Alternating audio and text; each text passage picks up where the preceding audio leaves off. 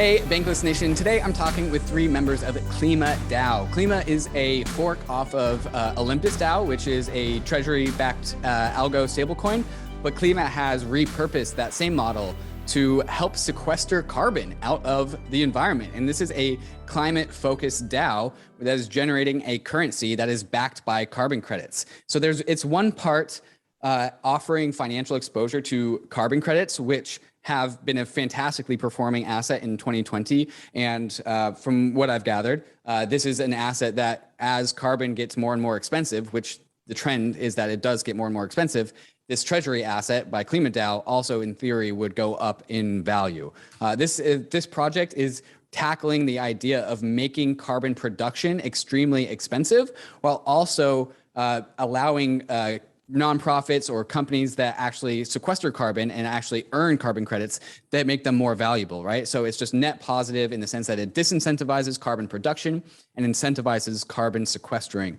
This project really gets me excited because it's one of the core, like, foundational principles of crypto that we can coordinate at larger scales than nation states, because nation states aren't solving the climate problem. Maybe they can help mitigate it. Maybe there's some efforts that's happening, but in terms of actually like really turning this whole like climate change thing around, I think it's going to take coordination scales that are larger than what we've currently have, which has always been why crypto has been so exciting, like coordination around larger problems. And that's what I see coming out of Klima DAO. So let's go ahead and get right into this interview with the folks from Klima DAO. They were fantastic interviewers.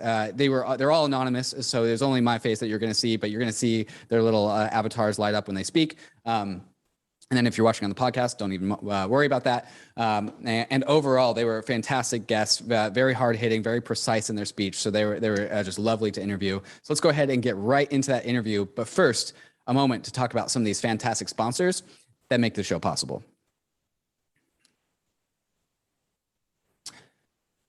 Hey guys, in the second half of the show, we dive even. Bankless is proud to be supported by Uniswap.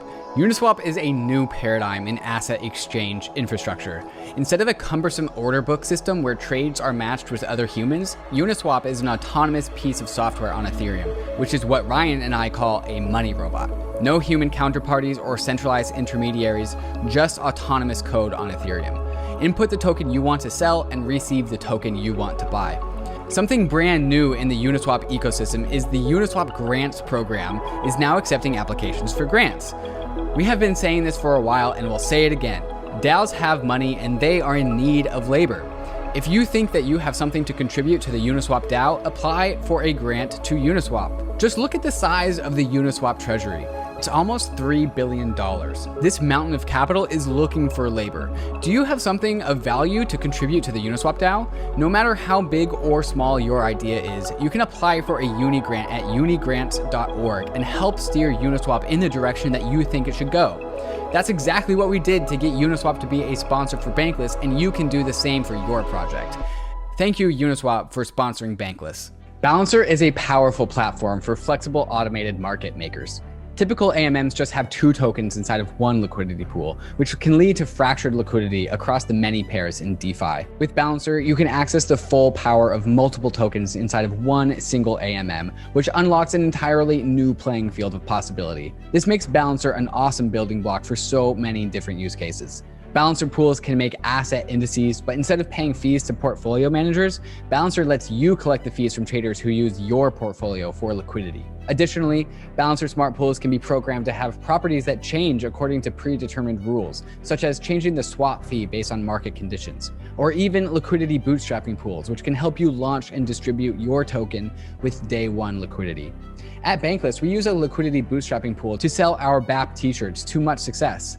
Balancer V2 brings powerful new features that makes your money work even harder for you.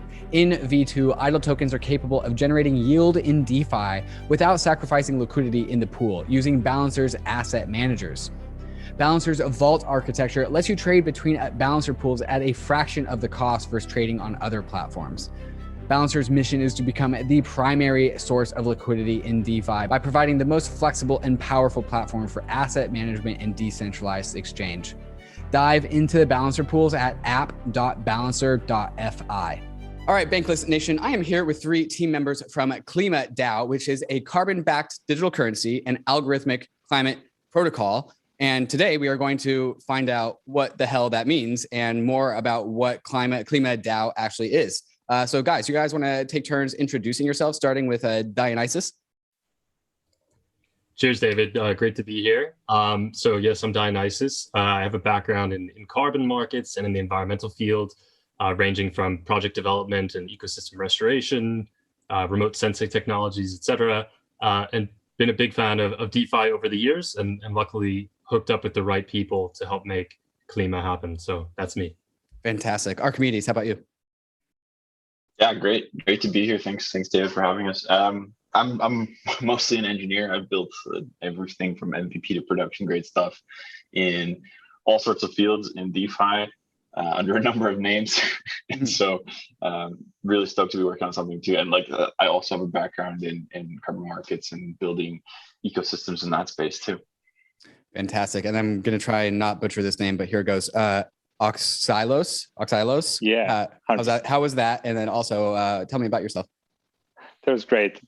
Thanks. Yeah. I mean, again, great to be here as well. So I sit right between the other two, basically. So I'm also an engineer, but I've been diving deep in carbon markets for a long time now and kind of building stuff at the intersection of crypto and climate, kind of merging the two. And with a special focus on DAOs. And here we are building a DAO that is actually doing exactly that, bringing all these pieces together. All right, guys, so let's go ahead and get right into it. What is Klima DAO? What are its goals? And why do we need it? And I'll let you guys decide who should answer that first. Okay, I'll take this on because I think I've done 1,000 pitches at this point to various people. So Klima DAO, what is it? Well, basically we're using the mechanics of Olympus to basically create an on-chain demand for carbon offsets. And the reason for this is basically you want to create demand and basically suck up the supply of carbon offsets and place them in a treasury and create a currency that's issued and backed by carbon offsets. So using carbon as the denomination of currency value.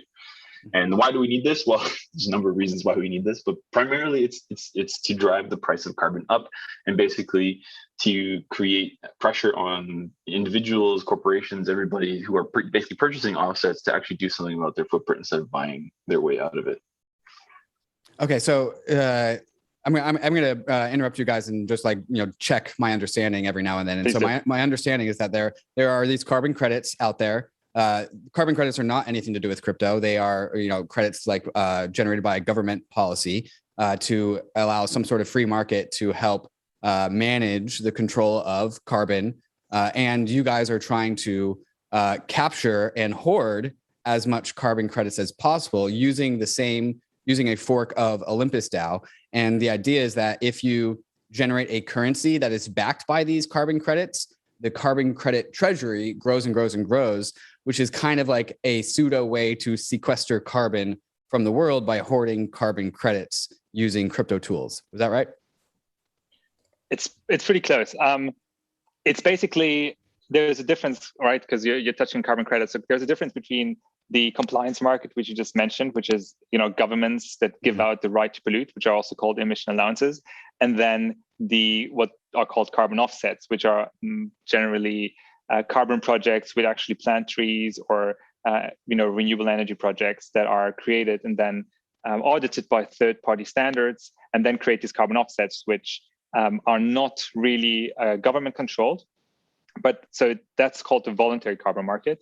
And Klima DAO starts by interacting with this latter one, so the voluntary carbon market, which is the only true global carbon market out there, right? Because the other ones are always linked to a certain jurisdiction.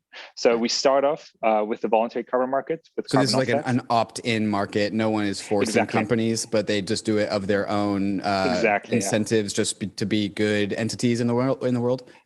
Pretty much, yeah. I mean, if you hear, the Microsoft or the BlackRocks of the world coming out with, we're going to be carbon neutral, or even we're going to, compensate for our historic footprint, what they talk about is exactly this market, the voluntary market, which has been growing quite a lot this last year because more and more companies come out and make claims about their climate targets. So, but definitely Dionysus is the guy to talk to if you want to know much more about all of the intricacies of this market.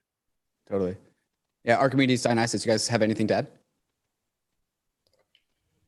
Yeah, I just say that there's a number of factors right now that are really driving the voluntary carbon market forward. One, you have like massive commitments by different corporates because of consumer pressure. Oftentimes, that we want to be buying products that are green or that have less impact on the environment. So these companies are internalizing that negative environmental cost, and they're rectifying that through the purchase of carbon offsets. And I think that the key piece with carbon offsets is that these are delivering finance to sustainability projects around the world that are helping to either mitigate the release of carbon emissions or actually remove them from the atmosphere. So on the removal side, you have things like afforestation projects, simply planting trees or mangroves. And on the mitigation side, you have projects, such as solar or wind energy installations that are, basically stopping fossil fuels from being, feeding electricity into the grid. Instead, you're doing it in a renewable way. Okay, so check my learning on that one. There are a bunch of projects, nonprofits, entities, maybe even companies that are able to produce carbon offset credits based off of what they are doing. And A, is that correct? And then B, because when they produce these carbon offset credits, if they are higher valued in the market, these companies are more sustainable, more fundable, more profitable, and therefore more sustainable. Yeah, there's a really foundational piece to the voluntary carbon market and carbon offset projects in general, and that's this idea of additionality. And what that means is that all of these projects wouldn't have happened, let's say, naturally in the market unless they were given this additional finance from the sale of carbon offsets. So for instance, next year, you won't be able to produce carbon offsets from renewable projects in countries like, the United States or in Europe, because renewables in those countries, they're already cost competitive with fossil fuels. You don't need the additional finance to make them realized, essentially. But you'll still be able to issue offsets from renewable projects in places like India, for instance, where you still need that extra nudge to make sure that instead of producing another coal-powered power plant, you're instead erecting wind turbines, for example. Okay, so but the original model that I gave, I want to just double check and make sure that's true. KlimaDAO is trying to purchase and hoard as much credits as possible in order to add scarcity to the secondary market, which is good because that makes producing carbon more expensive, and it also makes sequestering carbon or all these renewable sources more profitable. That's the model? 100%, yeah. So, I mean, you can think of essentially we're game stopping almost the voluntary carbon market, right? So we're using the incentive structure to, exactly. We're using the incentive structure to drive more and more demand for these carbon credits. So by reducing the supply, we drive up the price, which makes compensating your emissions actually more costly, which will drive polluters to actually reduce their emissions, which is what we want to be seeing, right? And furthermore, there's an additional component that we haven't touched on, which is we're democratizing the access also to this asset class, which all the experts are quite agreeing upon that the price of carbon is definitely going to increase in the coming years. And what Klima does, it actually allows DeFi users to be part of that, right? Be part of that rising market and actually help drive the price up, right? Because it's like this positive reinforcement loop, which means that the more people bring carbon offsets to the Klima protocol, the less there is supply on the market.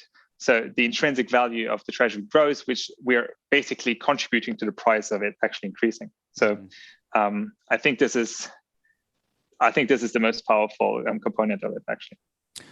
So I do want to dive into more crypto stuff, but one more question on the basics incentives around these carbon credits, because that's an area I'm super unfamiliar with. Since this is an opt-in voluntary economy, if the cost of carbon goes up, won't that just disincentivize participation, and people will be like, okay, well, it was fun to help be a part of this economy and do good for the planet when it only costs us a couple basis points. But if the cost of carbon goes up and it actually starts to immaterially impact the profitability of companies, won't they just opt out and be like, well, that was fun, but now we want to make sure we're profitable as possible. So now that this is expensive, we don't want to do this anymore. What's stopping people from doing that? It's a great question. And I think to kind of illustrate why carbon offsets are still such a powerful tool, and companies are really internalizing these costs, regardless of some of the things that are going on financially. Probably the best year ever for the voluntary carbon market happened during this COVID-induced economic downturn. So even though this is really hitting companies' bottom lines in many cases, there's just so much evidence, and I think companies realize like we have to do something in the climate crisis, and offsets provide this really streamlined way to deliver finance to projects which are going to have positive climate effects in the years to come, which is in everybody's best interest. Archimedes, to add to add to that, like you can opt out for sure, like if it becomes too expensive for you. But then you're going to face like huge backlash, right? Because a lot of these companies that are opting in right now, they are basically signaling to everyone that they're doing something about what their footprint is. But if they're only doing it when it's profitable for them, then like obviously they're going to get called out harshly for that, and that's not the route they want to be perceived at. Like you will definitely, like, it'll then become a cost reduction exercise elsewhere, right? So like if I know that offsets cost me $300 a ton, but it costs me $60 a ton to do something internally, like reduce my emissions from some sort of power plant output or something, I'll do that instead, right? Like then your commitment that you made, like saying that you're going to be carbon neutral by 2030 or 2040 or whatever you said publicly, you will then have to then look elsewhere to do something interesting for. Cool, guys. Okay. So like basically these commitments are like backed by social incentives rather than like legally enforced requirements. It's more backed by like social legitimacy, which I mean is a powerful force. Yeah, absolutely. Yeah, I think I've heard somebody telling me that the voluntary carbon market is moving into a direction of being a pledge compliance market. So actually all these companies who came out making public pledges now have to comply with their own their own announcements, basically. And Gotcha. I found this, I think this is really, for me, it was really, this is what we have right now, right? Like it's not, and the market has always been, this, it's nice, we can, offset our emissions, etc. But like now we have a different era, basically. We're entering into an era where people understand that internalizing the cost of carbon is just a natural way of doing things, and like just creating like an even playing ground and playing field for doing internal accounting even. So I'm personally not very worried about companies opting out. If they are, I think consumer pressure will do the rest. Okay, great. Okay, guys, let's dive into the crypto side of things. So Olympus DAO is, and again, correct me if I'm wrong, I'm not super familiar with it, but it's an algorithmic stablecoin, semi-backed algorithmic stablecoin project, and you guys are just forking it to do your own thing. Is that right? Sort of. Like we're all original Omis, so we've all been part of the Olympus community from the get-go. We really like the mechanics. So it's a fully backed currency. So every Ohm that exists, there's at least one DAI in the treasury, right? So you know that there's an intrinsic value fundamentally to your currency, which is a really fascinating concept. I mean, they introduced a whole new set of tools like liquidity that's owned by your protocol, like all sorts of stuff, and like bond purchasing to actually purchase all that from users is fantastic. So we looked at that and we said, well, what if we applied this to carbon markets, like something we know really well? We're like, okay, well, this makes a lot of sense with these types of incentive structures, like putting stuff into a treasury, paying for liquidity outright, and making sure that you basically develop the whole market on chain with the actual community itself. We looked at Olympus, we're like, this could be it. So then we started experimenting. We started thinking about, okay, testing here and there.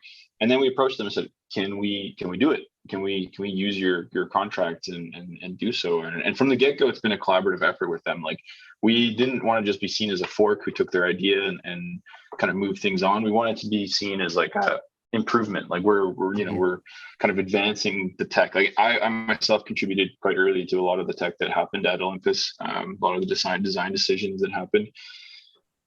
And it's fantastic because it's, we get to give back finally. So like, we've written a bunch of improvements and stuff like that, but we have not only their blessing, but like also their collaboration. Like we gave them a significant portion of early tokens in the form of P climas that they can exercise at a future time.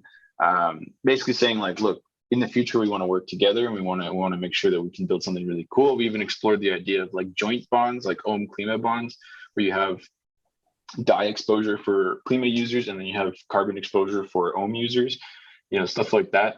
That's all stuff that we're kind of, from the beginning, we said, no, let's not just, let's involve them, because it's their tech that we're leveraging, and, we're using a bunch of other people's tech as well. So it 100% has to be like a collaborative effort to make sure that we succeed. And then that's how we've been approaching it from the start. So it's really like the whole mechanics of Olympus DAO make a lot of sense, not just for Olympus themselves, but like as a fundamental innovation in DeFi, like as a primitive, this could be copied and forked as needed. Yeah, like there's like a lot of talk about what Pool 2 is, right? That basically that you have to constantly provide incentives in the form of liquidity mining tokens or whatever, just for people to maintain liquidity. And once the liquidity rewards run out, people move on to the next project, right? Which is exactly what we saw with DeFi farming, last year or the year before, where people were just making obscene APYs, farming a liquidity, and then leaving, right? And then pulling the whole thing out, and then the project would die. In this case, it's Olympus basically presented the solution that they will own the liquidity. So there's no risk of anyone ever leaving or pulling the liquidity out of their own protocol. That would make no sense, right? And this, to me, and many others I've seen, like people talk about it, has completely changed the relationship you have with DeFi projects, because you now have this like assurance that the protocol is going to stay, right? Like they earn fees off the trading. They own the liquidity. Like there's a whole host of benefits that come out of it that are really, really fascinating. And as a primitive, I'm sure it'll become adopted in some form or another by many, many protocols, where they actually end up owning the liquidity of their own protocol, because you have to. Like it makes all the sense in the world, right? Like you want to ensure this. Whereas like there was like this morning, actually, people were talking about Alchemix. They spend 20 million a month or something like that on liquidity incentives, which is nuts. Like that's a huge cost that you can just reduce if you just own the liquidity. So anyway, like long story short, like we looked at this and said, well, like this is fantastic. Let's apply it and let's modify it for carbon and all the stuff that we really understand. And we've been working ever since. And we got the LBP coming up on Tuesday. We had the IDO, which was super successful. Over 575K raised from users. They got a sweet NFT made by Sven. Oh my goodness, like I can't talk enough about how awesome that was. There's so many people who were telling me, oh, this is like the coolest NFT ever. So it's coming together, and we're really, really excited for what this can do. Hey guys, in the second half of the show, we dive even deeper into the crypto side of things. We talk about the Klima DAO token as a currency. How can it have induced demand both from inside the DAO and outside the DAO, as well as just how can it be used as a social signaling currency? We know people social signal with NFTs all the time. Can the Klima DAO token as a currency also be used as social signaling? That's I think is an interesting question. Since in the first half of the show, we talked about how there's these opt-in climate markets, which are just done because of social incentives. Can we also leverage those same social incentives to get the Klima DAO token more just like, absorbed into the world, right? Because demand for the Klima DAO token creates carbon sequestering down the line. I asked about the roadmap, what's necessary to bootstrap this whole entire ecosystem, and then also the long-term, like imagine a maximally successful version of Klima DAO. What does that look like for the DAO? What does that look like for the DAO token? What does that look like for the world? How does it help change the world for a better? So all of those conversations are coming in the second half of the show. But before we get there, a moment to talk about some of these fantastic sponsors that make the show possible. Gemini is the world's most trusted cryptocurrency exchange. I've been a customer of Gemini since I first got into crypto in 2017, and it's been my main exchange of choice to make my crypto buys and sells. Gemini is available in all 50 states and in over 50 countries worldwide, and on Gemini there are markets for over 30 various different crypto assets, including many of the hot DeFi tokens, and it's one of the few exchanges that has liquid DAI markets. Gemini just launched their Earn program, where you can earn up to 7.4% interest on 26 various crypto assets. If you're tired of paying fees in DeFi, or you don't want to worry about DeFi exploits, but you still want to earn interest on your crypto assets, Gemini Earn is the product for you. Another product I'm stoked to get my hands on is the Gemini Crypto Back Credit Card, which gives you 3% cash back on all of your purchases, but paid to you in your preferred crypto asset. When I get my Gemini credit card, I'm going to make sure that I get my cash back in ETH. So whenever I buy something, I get a little bit of ETH bonus back to me at the same time.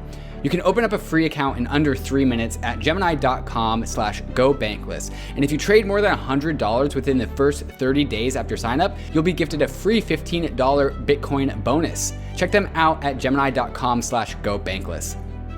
The Aave protocol is a decentralized liquidity protocol on Ethereum, which allows users to supply and borrow certain crypto assets. Aave version 2 has a ton of cool features that makes using the Aave protocol even more powerful. With Aave, you can leverage the full power of DeFi money Legos, yield, and composability all in one application. On Aave, there are a ton of assets that you can supply to the protocol in order to gain yield, and all of those same assets can also be borrowed from the protocol if you have supplied collateral. Here you can see me borrowing 200 USDC against my portfolio of a number of different DeFi tokens in ETH. I'll choose a variable interest rate because it's a lower rate than the stable interest rate option, but I could choose the stable interest rate option if I wanted to lock in that interest rate in permanently. V2 also features the ability for users to swap collateral without having to withdraw their assets, trade them on Uniswap, and then deposit them back into Aave. With Aave, users can do this in one seamless transaction, saving you time and gas costs. Check out the power of Aave at aave.com. That's AAVE.com. Okay, so you guys have a very clear mission, and it sounds like you guys have the infrastructure to achieve those goals. But one of the things that needs to happen is you actually have to induce demand of the stablecoin. There's a stablecoin that results out of the Klima DAO fork of Olympus DAO, right? Yeah. I mean, it all depends on the definition of stablecoin, right? I think you had this conversation on your podcast. At least I heard an episode about it. So it's not a pegged currency. Okay. It's a backed currency, right? So we're creating Klima, which is a token that is backed by carbon credits, but it's not pegged to any existing price because there is no global price for carbon, right? And this is part of the exercise here is to create something like a meta index that can serve as something like at least a signal for the price of carbon, even though we very much anticipate the price of Klima to trade at a premium of carbon because there's obviously additional incentives and rewards attached to the Klima currency. Wait, so there are two tokens, right? One's the DAO token, one's the currency token? No, so there's the collateral, which is an index token called the base carbon ton, which essentially is a carbon index token that is denominated in 1 ton of carbon, and which is essentially a token that is backed by a basket of different carbon offsets from different projects. And then this is essentially what replaces DAI, which goes into Olympus Treasury. We only accept base carbon tons. And then on that basis, we mint the Klima currency, which is really, really that, right? It's it's currency token. It is also the governance token of the Klima DAO. So it is like the DAO token. As the DAO grows, this in theory would also grow in value. Exactly. But the whole point here, right, is the more base carbon ton tokens we have in the treasury, the more Klima can be minted because each Klima is by, policy always backed by at least 1 ton of carbon, so 1 BCT. And this means that if we have more BCT in the treasury, the protocol actually mints additional Klima tokens. And it does so by rewarding people who stake Klima. So there's a possibility to stake your Klima to kind of go long in civilization and, not sell. And all the people that are staking receive the newly created Klima tokens. So the inflation goes to the people who hodl, basically. Right. And this obviously creates an additional incentive or a reward for people, which what we see in Olympus means that the OM, which is the equivalent of Klima in Olympus, trades at a premium, substantial premium compared to the underlying, which in their case is DAI, and in our case is the base carbon ton. So how would you characterize the pricing of the Klima DAO token? If it is the currency, it's not going to appreciate in value in the same way like the Uni DAO token or the SNX DAO token would because of its issuance, right? Like as more collateral gets added to the treasury, more Klima gets issued, which kind of kind of is what like a typical fiat currency does, right? Like as there's more in the Federal Reserve, the central bank, they issue more currencies to stabilize that price. The details of that we can leave behind. But like, how is the Klima token? How would you describe its like equilibrium of how it's going to be priced, or is it more like emergent? Do we even know? It's kind of hard because like if you look at Olympus and how it trades, right? Like the same mechanics apply here, right? Like they have a fundamental. In theory, Olympus should only be worth $1, right? Because each ohm is worth one DAI. And intrinsically, right? But then there's also risk-free value associated with how much like other assets they have in their treasury and basically other things that back this currency. And so it trades at a premium far above that, right? Like $200-$300 almost. And the same is true here. Like Klima is in many ways, yes, it's backed by carbon tons, and carbon tons present like an intrinsic value, but predicting kind of the longer term what it'll trade at is difficult for a number of reasons, but also like, how do you quantifiably measure carbon governance on chain as valuable, right? Like that'll only emerge once we know like that what the market basically values that at and says like, okay, like, this should trade at a 5x premium above the underlying collateral, or this should trade at a 10x or 100x, whatever. Like that is fundamentally kind of how, but that's the premium value that's associated, like in the Olympus, like there's a premium associated with all these people managing this thing. The contributor Discord's like 200 people, like it's ridiculous. Like they work together on all sorts of things to actually make sure the whole thing runs. And this will be no different. Like we already have like, tons of people asking to just kind of move things together and really work on it. So that premium is hard to quantify because like you're essentially signing a price to, what is the DAO worth like as a community, right? And in Olympus, 100%, like the community is everything there, right? Like it's 13,000 people now almost, and it's a fantastic community to be a part of. It's one of the coolest DeFi communities I've ever been in, and that's awesome. And so we're hoping to replicate something very, very similar in what we're doing. And maybe just to add, like this is exactly the reason why we're doing a liquidity bootstrapping pool, because it's basically the best way to create price discovery from the get-go. And we as a team, we don't know. We don't know what the price should be. We'll find out next week. So this is as exciting for us as it is for everybody else. Very cool. Very cool. Yeah. So like the answer to the question is it'll be emergent. Like we'll find out. Yay. Yeah. But I think maybe one dimension to add, which is important, is that it's not actually about the price. So the thing is, as you say, right, there's inflation happening, and the inflation obviously means that it pushes the price down. But what happens is, given that the people who stake actually get rebased, so there's a rebase that takes place every 8 hours, which means that if you are staking, you actually get fresh Klima into your wallet every 8 hours, which means that first of all, you're auto compounding your position, but you also, it doesn't matter at the end of the day if the price goes down because you're rewarded with the additional amount of currency in your wallet. Okay. So it's kind of a, volatility dampened scenario more than that it is like, pegged or anything like that.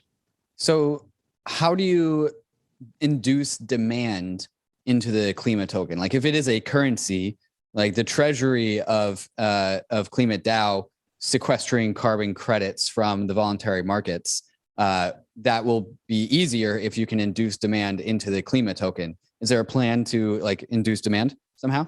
Yeah, so that's exactly what Axelos was talking about. Is like the staking rewards are basically the long-term APYs of four-digit plus, basically. Like that's like the whole incentive in Olympus, right? Like it's to stake because by you staking and me staking, we're basically contributing to pulling liquidity off the market and basically into this staking pool, and then further increasing demand while not having enough supply for the actual token.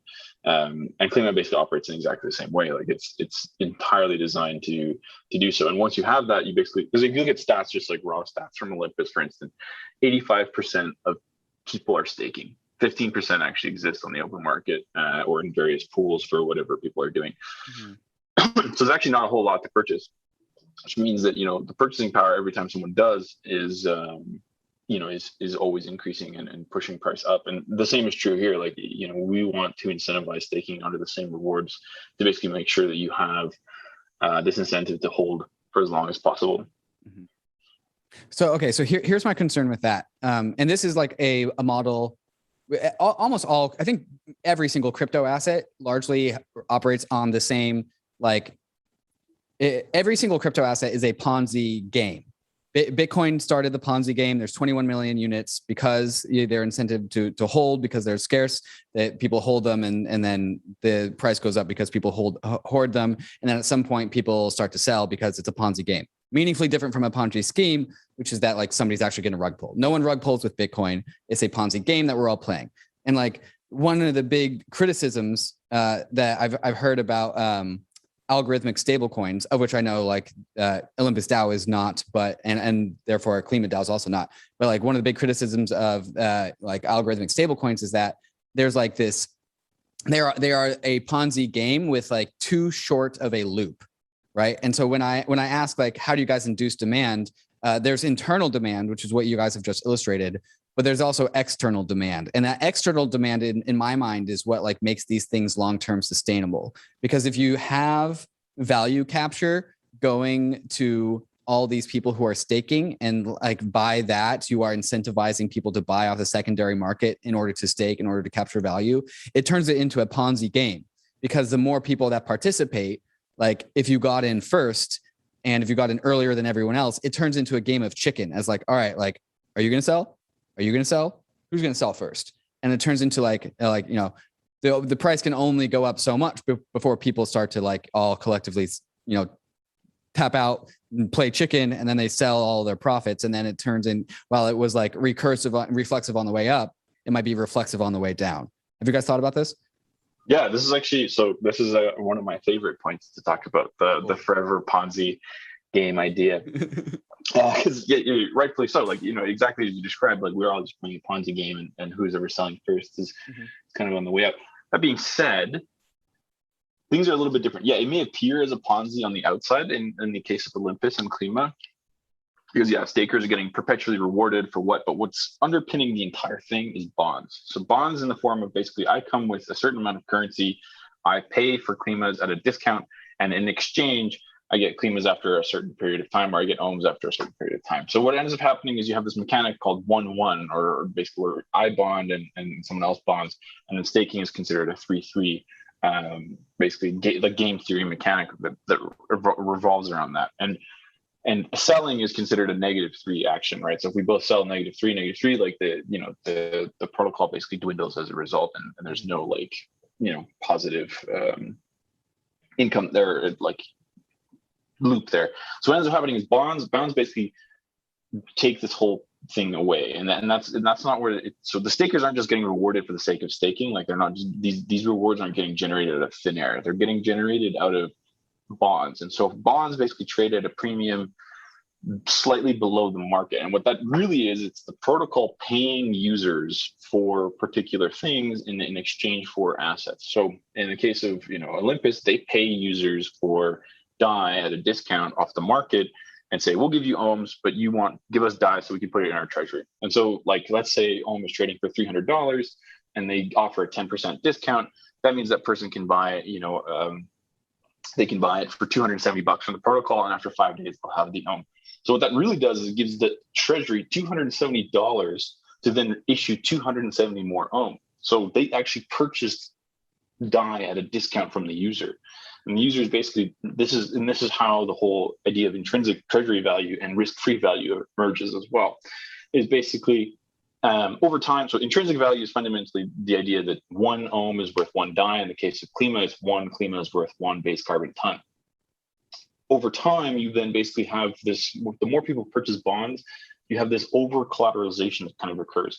You have so many assets in the treasury that if everyone pulled out their ohm at the same time, they would get a certain amount of money based on basically a run on the bank, right? So if everyone decided I'm going to sell ohms for whatever, then you look at the risk-free value. And the risk-free value is how many assets exist in the treasury per ohm that exists in circulation. So in the case of, I think the last figure that I looked at was about $26.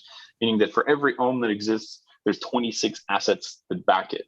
And this basically means that there is a floor fundamentally on what you're doing, and this just grows with time. Like you look at the charts and you can see the same thing. So this is kind of what prevents it as a Ponzi, because a Ponzi implies that if everyone pulled their money out at the same time, somebody would be a loser and get nothing. In this case, everyone gets something, and it's slightly more than what it originally is. And the same is true here. Like you will get something, and that something is you'll get a certain amount of carbon tons, and those carbon tons have value, across the board in terms of other ecosystems. Lots of NFT artists are trying to do carbon offsetting. You have organizations that are working on, carbon offsetting.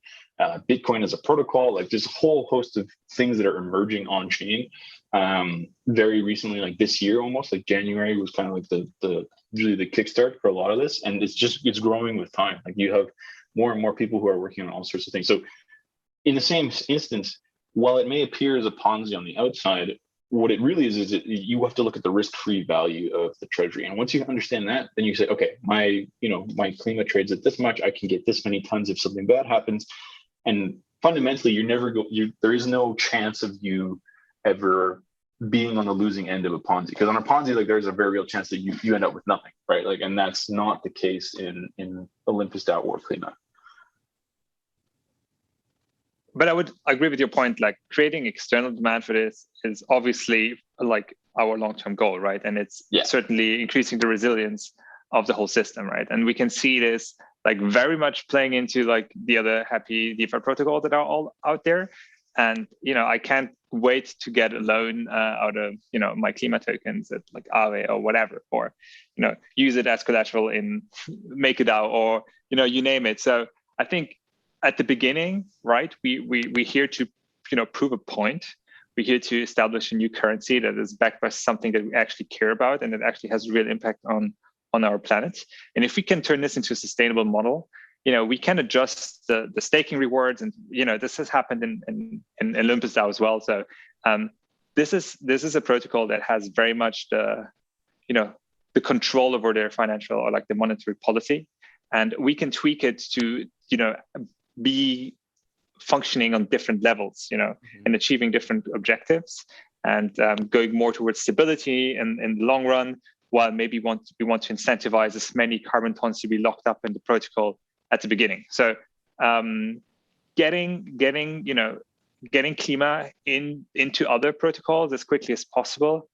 Yes, please, right? And that's what we hear. People learn about it, and this is how connections happen in crypto. Is there a conversation to be had about these opt-in incentives? We talked about how there's this voluntary carbon market, which is news to me. So thank you for teaching me about that. And like apparently these social incentives are so strong that like it actually commits these companies to like align with their own pledges and like forces them into economic actions, even though they're not legally bounded to these things. Is there some sort of conversation to be had about some sort of like opt-in social incentives to purchase the Klima DAO token? Like maybe that's like another like social signaling things like, hey, like look at my OpenSea. It's got all these cool NFTs. Oh, and then also that same wallet has a balance of like Klima tokens because I'm a good Samaritan who wants to sequester carbon from the world. Is there a conversation to be had about that? If I could jump in real quick on this, just to point out one consideration. I think the social contract is a big part of the value of carbon, but there's other price pressures as well, and some of them are also regulatory. So just as an example, in the Colombian carbon tax system, essentially companies have to source offsets that come from domestic projects in Colombia, and a lot of these are actually coming from the voluntary carbon market. What that in effect has done is it's actually raised the price floor for different types of forest conservation projects that are coming from that region on the voluntary carbon market, right? And so I think one of the beautiful things about Klima in terms of being in the DeFi space is that there's a price pressure to really raise the value of BCTs that's not just coming from internal to the DeFi space. There's actually an external market where there's a confluence of factors that are working to actually raise the price floor of carbon. And I think that's quite a unique thing that the Klima has to offer. And in terms of really incentivizing usage in the space, you mentioned NFTs. I think the NFT artists have been absolutely massive over the last couple of months in really raising awareness about climate issues. And a lot of them are choosing to actually offset the footprint of their NFTs. As calculated. There's various groups that have looked at the proof of work of Ethereum, and they've broken it down.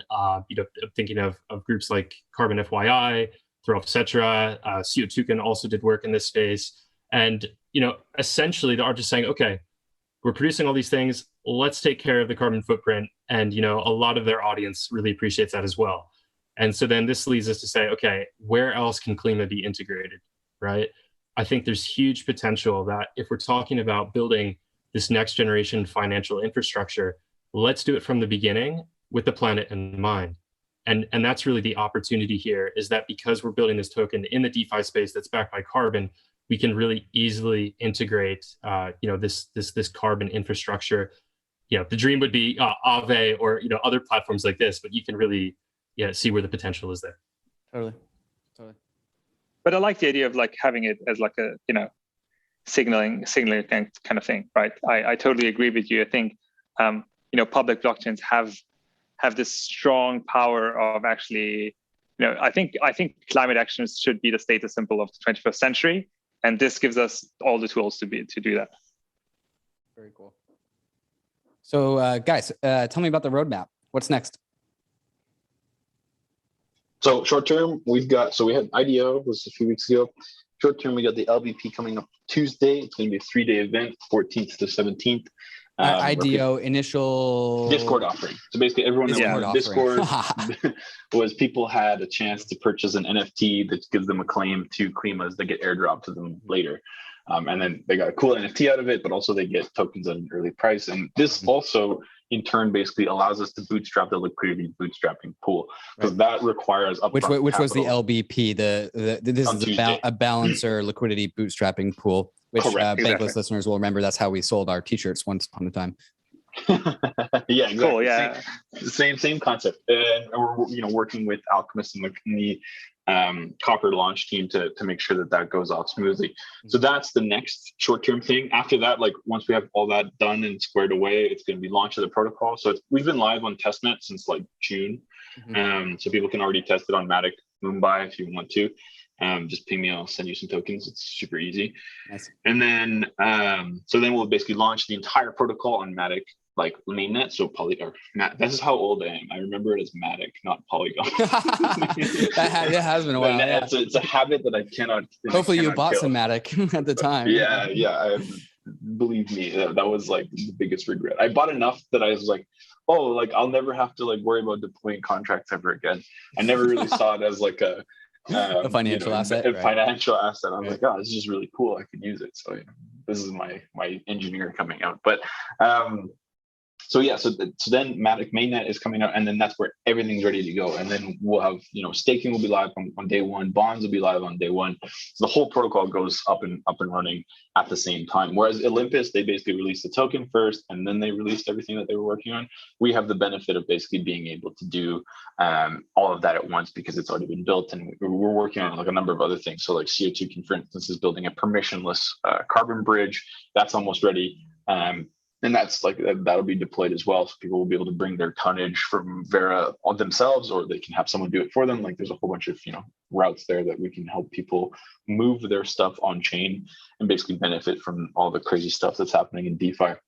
And that's like kind of the short term, like the next few months. Longer term, like we talked about this quite extensively, but compliance markets. So we talked at the very beginning. We talked about voluntary markets like Vera, Gold Standard. This is where people opt into this incentive to do something great about the planet. And this is where, all the big companies, Microsoft, Google, Facebook, whoever you are, that you make a carbon pledge to and say, like, we're going to be carbon neutral by whatever, you're operating in the voluntary market. There's a whole other side of the market, which is called compliance. And I'm going to totally butcher this. Dionysus knows this way better than I do, but fundamentally, that's like state level actors, right? Under the Paris Agreement, they basically are trading compliance certificates on, Canada has to do this much emissions reduction based on its allowance, and they trade with France, or they trade with, the States or somewhere else. And this whole side of the market has a different categorization, different level of ruling and regulation. And to Dionysus's point, like by influencing the voluntary market, this also gives us an opportunity to influence the compliance market. But longer term, we also want to build, and we have a bunch of partners in the pipeline too for this as well, but we want to basically build the same types of DeFi bridge ecosystem tools for the compliance market. So people can then enter and participate in this much more distributed and fair market that emerges as a result. So if we prove the voluntary one, it's very easy for us to then just push into the compliance one, which is much bigger, and we can actually have like a significant impact on everybody's commitments to not just at a company or corporate, like, you know, social level, but also at like a regulatory level. Like if you sign the Paris Agreement and you agreed to reduce your emissions by 20%, and suddenly the price of carbon is so expensive, you're going to have to do something about it. Quick tidbit on that too. Go ahead. So I was just going to say, you know, the carbon market in the European system, it's the European emissions trading system. It's been one of the best performing commodities in the past year. And the Australian carbon compliance market, it just reached an all-time high. And I just point that out because, you know, the carbon market itself, the voluntary carbon market, could be worth, you know, 50 billion by 2030. And so, you know, this is why having exposure to this market and bringing that exposure